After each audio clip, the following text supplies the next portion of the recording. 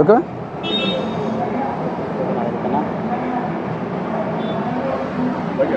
బెంగళూరు పూతలపట్టు హైవేలో నిత్యం ప్రమాదాలు జరుగుతుండడం బాధాకరం. ఇలాంటి ప్రమాదాలు జరగకుండా ఉండడం కోసం అధికారులు చర్యలు తీసుకోవాలని కూడా కోరుతున్నా. నిత్యం అక్కడ జరుగుతున్నటువంటి ప్రమాదాలు చూస్తే చాలా ఆవేదన కలుగుతుంది. నేను కలెక్టర్ గారికి కూడా చెప్పడం జరిగింది.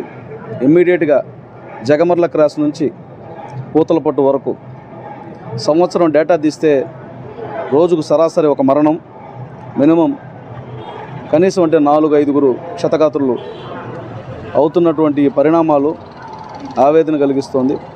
మనం హైవేలు వేసింది ప్రమాదాల కోసమా లేకపోతే ప్రజల సుఖవంతమైనటువంటి ప్రయాణం కోసం అన్నటువంటి ఆవేదన కలుగుతుంది.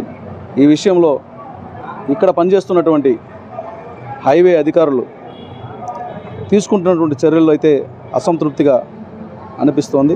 కలెక్టర్ గారికి, పోలీసు వారికి కూడా విజ్ఞప్తి చేశాం.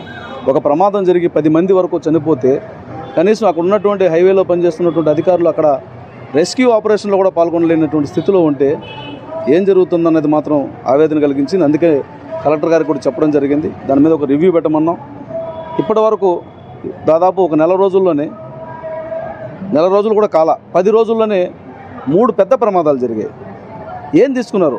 అక్కడ ఏమైనా ఒక స్టాఫ్ను పెట్టారా, లేదంటే మినిమం మెజర్స్ తీసుకున్నారని పరిశీలిస్తే ప్రమాదం జరుగుతోంది. జరిగిన వెంటనే రెస్క్యూ చేస్తున్నాం. అదృష్టం ఉంటే బ్రతుకుతున్నాడు, అదృష్టం లేకపోతే చనిపోతున్నాడు. ప్రభుత్వం ఎక్స్గ్రేషియా ఇచ్చే పరిస్థితులు ఉంటే ఎక్స్గ్రేషియా ఇస్తున్నాం. ఇది కాదు కదా, ఒక శాశ్వత పరిష్కారం కావాలి. అందుకనే కలెక్టర్ గారు అయితే నేషనల్ హైవే అథారిటీకి కూడా నేను రాస్తున్నానని చెప్పారు. వాళ్ళు ఇక్కడ పనిచేస్తున్నటువంటి ఈ హైవేకి సంబంధించి ఎవరైతే పనిచేస్తున్నారో వాళ్ళైతే దీన్ని పరిశీలిస్తున్నారా లేదన్నటువంటి అనుమానం కూడా ఉంది.